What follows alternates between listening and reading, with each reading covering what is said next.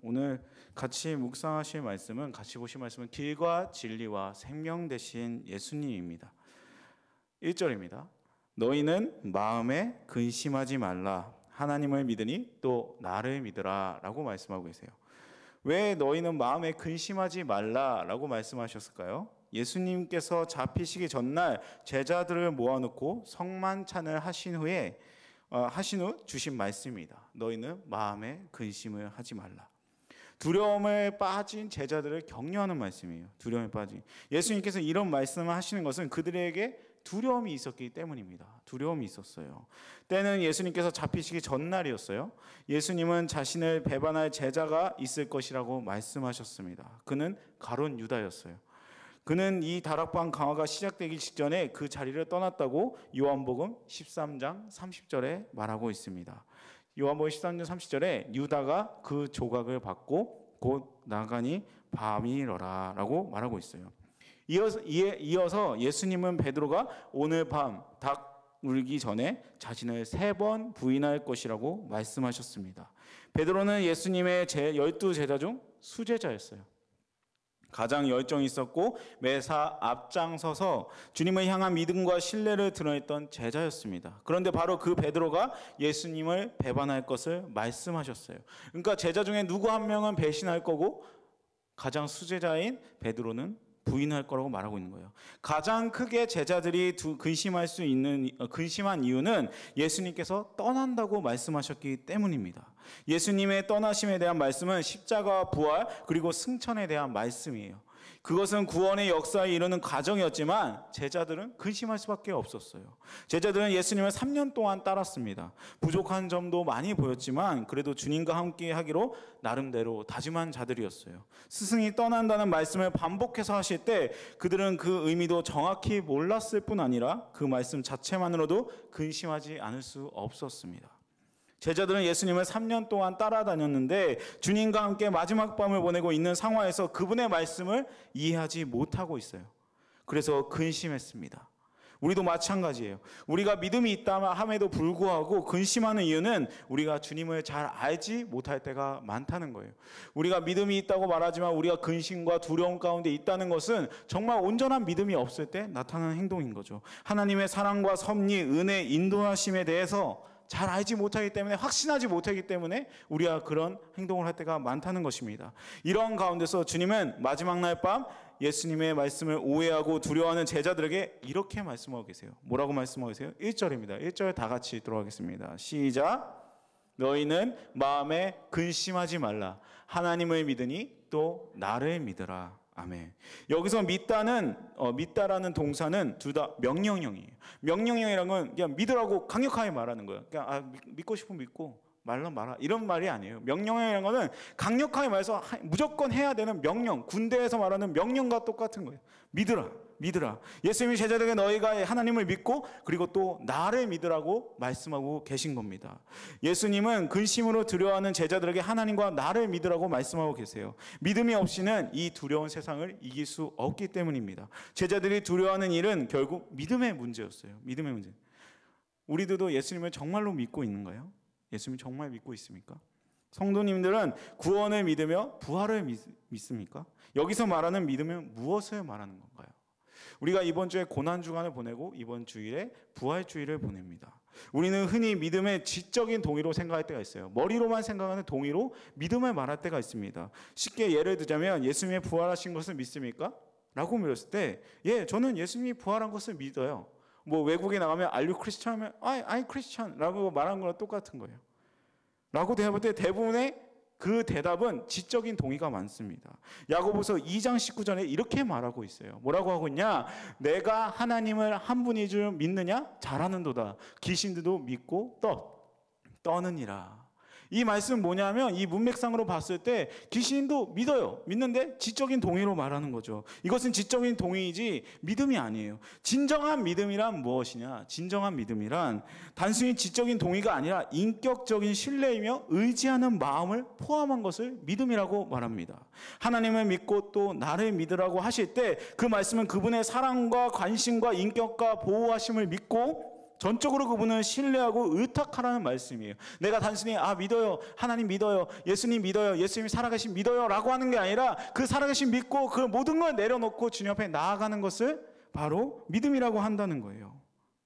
또한 예수님의 인격과 더불어 그분의 약속을 믿는 거죠. 언약의 하나님을 믿는 거예요. 그래서 그 믿음의 길이 때로 힘들고 좌절스럽고 아무것도 보니 흑암 가운데 있을지라도 예수 그리스도 믿고 의지하고 신뢰하기 때문에 가는 거예요. 왜냐하면 그분을 믿기 때문에. 여기서 인격은 약속과 함께 붙어 다닙니다. 떨어질 수 없어요. 그분은 약속을 변개치 않으시는 분이시고 당신 자신을 걸고 약속을 지키시는 분이십니다. 주님께서 이렇게 말씀하십니다. 자, 하나님을 믿고 나를 믿어. 그러면 돼. 내가 다 책임질게. 라고 말씀하고 계신 거예요. 예수 그리스도의 인격을 믿어야 되는 거예요. 예수님의 약속을 믿어야 된다는 거죠. 그러므로 하나님을 믿고 또 나를 믿으라는 말씀은 제자들의 염려 문제는 다 해결되는 거예요. 우리가 두려움 속에 있습니까? 예수님을 믿고 따르면 그게 다 해결되어야 되는 거예요. 믿음이면 다 되는 것입니다. 믿음이면 충분하다고 나아가는 거죠. 예수님을 믿어야 됩니다. 여러분의 삶을 맡겨야 되는 거예요. 모든 염려와 근심을 그분께 맡기고 그분을 의지해야 됩니다. 그러면 그분께서 책임지실 거예요. 그게 바로 믿음입니다. 내가 어느 정도 해야지? 내가 어느 정도 수준이 돼야지 주님께서 나를 맡겨주실 거야. 이거는 믿음이 아니에요. 내 모든 거 내려놓고 주님 앞에 모든 걸 맡기는 것을 믿음이라고 하는 것입니다.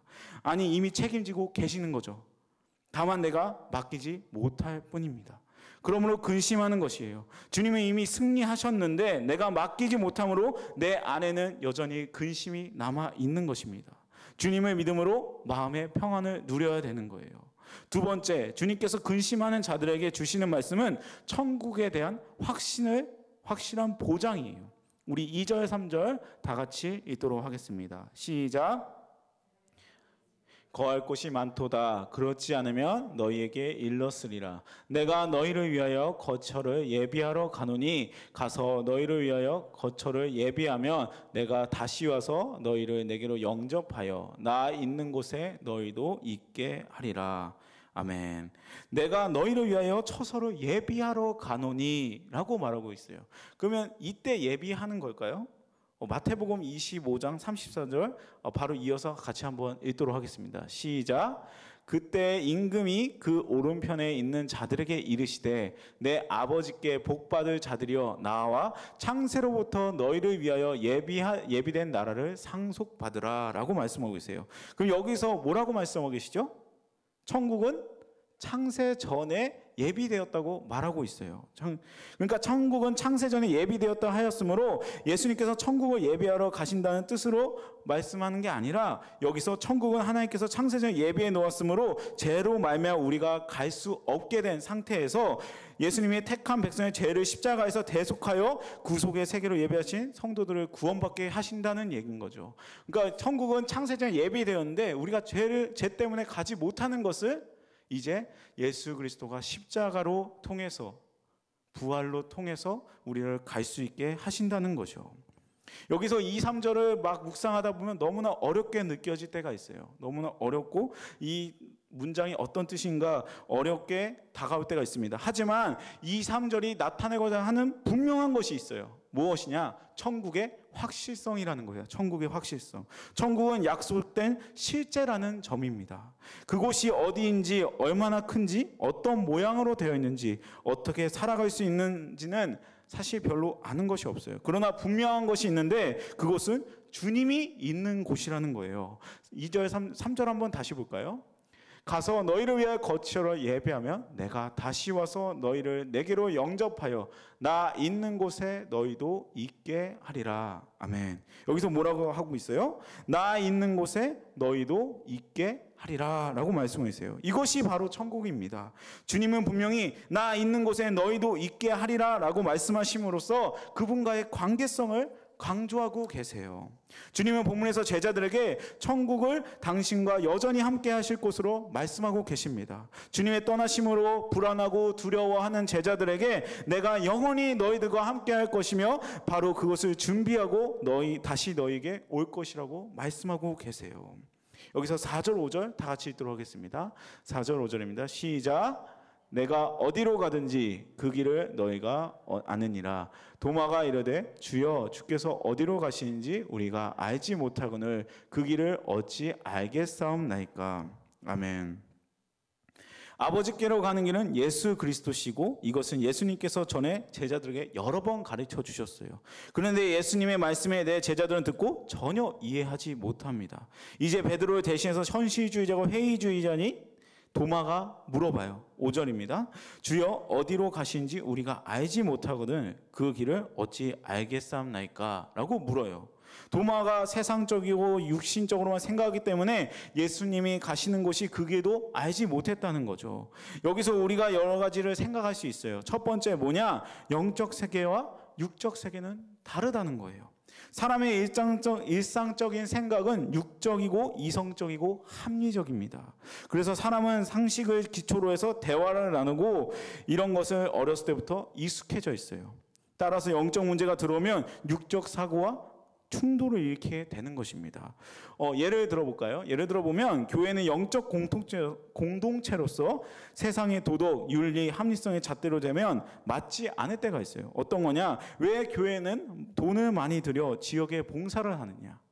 내국인에게도 전도를 해야 되는데 왜 외국에 나가서 전도를 한다고 왜 나가느냐? 이거는 우리의 이성과 판단과 상식으로는 말이 안 맞는 거예요. 왜 내 주변에는 믿지 않는 사람이 많은데 왜 외국까지 나가서 그 돈을 써? 이거는 우리의 육적인 생각과 영적인 세계는 다른 거죠. 이런 영적인 것과 육적인 것의 갈등은 예수님 당시에도 있었고 지금도 존재합니다. 둘째, 영적인 것은 훈련을 받고 흐른다고 시간이 흐른다고 저절로 터득된다는 것이 아니에요. 제자들은 3년 동안 예수님과 함께 지내며 설교를 들었지만 육적인 벽을 넘지 못했습니다. 마찬가지로 오랫동안 교회를 다녔고 말씀, 기도, 찬송에 익숙하다고 영적인 것이 아니라는 거예요. 성령님께서 원하실 때 영적인 것이 이해될 때가 있고 주님께서 인도하실 때, 성령이 인도하실 때, 우리를 기도할 때 성령님이 이끄실 때 온전한 기도를 할 수 있다는 거죠. 모든 기도는 머릿속으로 생각해서 하지만 하나님께서 각 사람의 마음에 기도할 것에 대해 부담해 주시는 부분은 기도해야 하는 거예요. 내가 원하는 대로 주님 내가 이거 봉사하기 싫은데 하기 싫습니다 라고 막 기도하는 거는 내 육신의 이끌림이지만 성령님이 내 마음 가운데 봉사하라고 막 주님에 위해서 헌신하라 이 마음은 정말 그에 이끌려서 주님이 이끄신 대로 할 수 있는 거죠. 그러니까 이거에 의해서 찬송도 모두 찬송이 아니라고 할 수 있습니다. 6절입니다. 예수께서 가라사대 내가 곧 길이요 진리요 생명이니 나로 말미암지 않고는 아버지께로 올 자가 없느니라. 예수님께서 자신에 대해 설명해 주실 때 선언적으로 말씀하세요.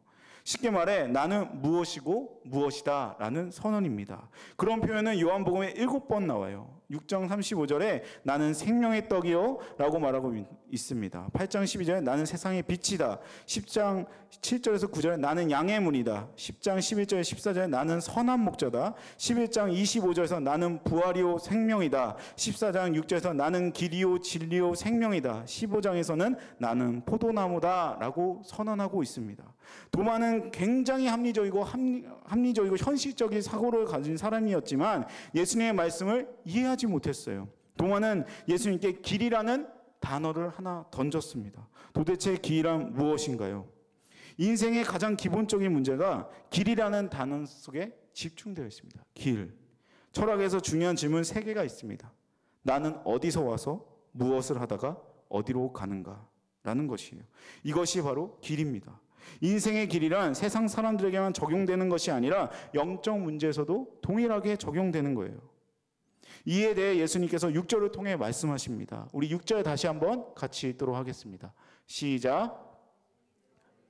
내가 곧 길이요 진리요 생명이니 나로 말미암지 않고는 아버지께로 올 자가 없느니라. 아멘. 여기서 뭐라고 하고 있어요? 내가 곧 길이요 진리요 생명이니. 이 말씀의 근원은 출애굽기 3장 14절로 거슬러 올라갑니다. 제가 읽겠습니다. 하나님이 모세에게 이르시되 나는 스스로 있는 자니라. 또 이르시되 너는 이스라엘 자손에게 이같이 이르기를 스스로 있는 자가 나를 너희에게 보내셨다 하라. 아멘. 모세가 광야에서 40년 동안 방황한 후 장인 이드로의 약물을 치다가 하나님의 산 호렙산에 이르렀습니다. 그때 떨기나무에 불이 붙는 장면을 목격하고 그 불에 이끌려서 가까이 하던 중에 음성을 듣게 돼요. 하나님께서 이리로 가까이 하지 마라. 너가 선 곳은 거룩한 땅이니 내 발에서 신을 벗으라 고 하시고 애굽에 있는 이스라엘 백성들을 구출할 것을 명령하세요. 모세가 이스라엘 백성에 가서 당신은 누구냐고 당신이 누구라고 설명해야 하냐고 묻자 하나님께서 뭐라고 하세요? 나는 스스로 있는 자라고 말씀하고 있습니다. 예수님께서 나는 무엇이고 무엇이다 라는 선언적 설명이 여기서 만나게 되는 거예요. 무엇이냐? 예수님께서 내가 곧 길이요 진리요 생명이니 라고 말씀하신 것은 단순히 여러 길이나 진리 그리고 생명 중에 하나라는 것이 아니에요. 절대 신적 권위로서 선언적 성격을 가진 하나님만이 할 수 있는 독특한 선언인 거죠.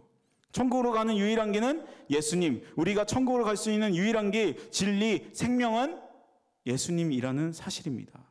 길은 목표가 아니라 과정이에요. 따라서 길은 목표에 이르는 수단과 방법이 되는 것입니다. 진리는 오직 예수 그리스도십니다. 길이 아니면 가지 말고 길을 걸을 때 방황하지 말고 오직 예수 그리스도를 바라봐야 되는 거죠. 우리가 길이 정해져 어디로 가야 되는 걸 알 때 그 길을 따라서 가야 되는 그 길이 예수 그리스도라는 것입니다. 두 번째, 예수님께서 뭐라고 말씀하고 계시죠? 나는 진리다 라고 말씀하고 계세요. 길을 가려면 조명이 필요합니다. 조명. 길이라고 모두 길은 아니며 바른 길, 지름길, 안전한 길을 선택해야 돼요. 근데 우리가 길이라고 생각할 때 우리 마음대로 갈 때 잠언 14장 12절을 보면 이렇게 나와 있습니다. 어떤 길은 사람이 보기에 바르나 필경은 사망의 길이니라 고 말씀하고 계세요. 예수님께서 자신에 대해서 진리의 빛이라고 말씀하고 있습니다. 요한복음 8장 32절에는 진리를 알지니 진리가 너희를 자유케 하리라 라고 말씀하세요. 이 말씀에서는 진리는 곧 예수님을 두고 하신 말씀이죠. 진리의 반대는 무엇일까요? 거짓, 불의, 불법입니다. 에베소서 4장 18절에 저희 총명이 어두워지고 저희 가운데 있는 무지함과 저희 마음이 굳어짐으로 말미암아 하나님의 생명에서 떠나 있도다 고 말씀하고 계세요. 진리가 떠나면 총명은 어두워지고 무지함과 마음의 흐트러짐으로 하나님의 생명이 떠나는 것입니다. 그러니까 길도 예수님이고 그 조명, 가는 길을 가는 것도 예수님이란 거예요. 그 다음에 마지막으로 뭐라고 하고 계시죠? 나는 생명이다 라고 말씀하고 계십니다. 생명이란 삶의 근원이자 에너지예요. 생명은 변화와 부활과 거듭남을 잉태해 줍니다. 생명은 하나님께 인도하는 것이죠. 흔히 우리가 하나님께 대해 정의할 때 하나님은 사랑이시다 라고 하고 또 하나님은 생명이시다 라고 정의합니다. 요한복음 1장 4절에 그 안에 생명이 있었으니 이 생명은 하나님의 빛이라고 기록하고 있고 예수님 안에 생명의 있음을 가르치고 계세요. 요한복음 5장 24절에는 이렇게 말하고 있습니다. 같이 읽겠습니다. 내가 진실로 진실로 너희에게 이르노니 내 말을 듣고 또 나를 보내신 이를 믿는 자는 영생을 얻었고 심판에 이르지 아니하나니 사망에서 생명으로 옮겼느니라 고 말씀하고 있습니다. 제가 자막을 넣지 않았네요. 다시 한번 읽겠습니다. 내가 진실로 진실로 너에게 이르노니 내 말을 듣고 또 나 보내신 이를 믿는 자는 영생을 얻었고 심판에 이르지 아니하나니 사망에서 생명으로 옮겼느니라. 예수 그리스도는 하나님 아버지께로 가는 유일한 길이고 그 길을 비춰주는 진리이며 그 진리 안에 생명을 갖고 있습니다. 세상의 진리는 오직 하나뿐입니다. 예수 그리스도시요. 우리가 고난주간을 보내고 또한 오늘 성금요일을 지내고 있어요. 이 가운데 우리가 떠올려야 되는 단어가 바로 무엇이냐? 예수 그리스도라는 거예요. 예수 그리스도. 우리가 신앙생활을 오래 하고 많은 걸 알고 있을 때 이제 내가 어느 정도 알겠다. 내가 어느 정도 길을 알겠다. 내 지식과 내 전통과 내 습관에 따라서 했을 때 도마 같은 질문을 할 수 있어요. 주님, 나는 어디로 가는지 모르겠어요. 그런데 어디로 가는지도 모르는데 그 길을 내가 어떻게 합니까? 근데 주님은 말씀하세요. 내가 지금까지 여러 번 너희에게 말해서 너희는 알고 있다. 너희는 알고 있어. 그것은 무엇이냐? 나를 따르면 된다는 거예요. 예수 그리스도가 길이고 예수 그리스도가 진리고 예수 그리스도가 바로 생명이라는 거예요. 그 길을 알고 그 조명에 따라서 가고 있을 때 생명이 없다면 갈 수가 없죠. 장난감도 아무리 좋은 장난감 가져다 봐야 건전지로 가는 것은 건전지가 없으면 움직일 수가 없는 거예요. 생명이신 예수 그리스도가 없으면 아무것도 할 수 없는 거죠. 말씀을 맺겠습니다. 주님께서 길과 진리와 생명이 되신다는 말씀은 그분의 유일성에 대해서 말씀하고 계세요. 오직 하나의 길만 있을 뿐입니다. 혼동할 필요가 없습니다. 복잡하게 여기에 필요가 없다는 거예요. 오직 주님만 따라가면 되는 거예요. 주님만이 길이 되시기 때문에 우리는 어떤 상황에서도 우리의 시선을 주님께만 고정시키면 됩니다. 이것은 아주 단순한 진리예요. 너무도 쉽게 우리를 인도하십니다. 우리는 그분만 바라보고 그분만 믿고 그분만 신뢰하고 가면 돼요. 문제가 복잡하게 꼬일 때 우리는 이 말씀만 기억하면 됩니다. 무엇이냐? 그래, 길은 하나야. 오직 주님만 보고 가면 돼. 그렇게 생각하고 자신의 믿음을 새롭게 돌아보게 됩니다. 거기에 어떤 논리가 필요한 것도 아니고 거기에 다른 어떤 것도 필요하지 않아요. 모든 문제는 우리가 길 대신 주님을 바라보지 못했기 때문입니다. 나의 생각과 나의 판단을 가장 주로 생각했기 때문에 아무것도 보이지 않았던 거예요. 베드로가 예수님을 바라보면서 바다 위를 걷다가 풍랑을 볼 때 바다에 빠졌던 것을 기억하기 바랍니다. 우리도 주님을 향한 시선을 잃어버리면, 즉 길 대신 주님을 떠나면 당연히 빠지게 되는 거예요. 그런데 그 길은 어떤 길입니까?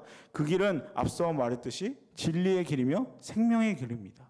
그 길은 곧 진리의 길이고 진리는 오직 하나밖에 없다는 거죠. 그냥 단순히 좋은 이론과 판단이 아니라 오직 진리라는 거예요. 진리는 둘일 수 없습니다. 진리가 둘인 것은 논리적으로 모순이 되는 거죠. 오직 하나의 진리, 유익한 진리로 오신 그분을, 유일한 진리로 오신 그분을 쫓아야 됩니다. 또한 그 길은 생명의 길이죠. 그 길은 우리를 생명으로 인도하는 길입니다. 생명은 자라납니다. 생명은 성장합니다. 생명은 반응합니다. 생명은 기쁨이 있습니다. 생명의 길에서 주님을 따를 때 우리는 어둠의 세력을 물리치고 주님을 향해 나아가게 되는 거죠. 지금 마음에 근심이 있나요? 두려움이 있나요? 염려가 있나요? 주님을 바라보기 바랍니다.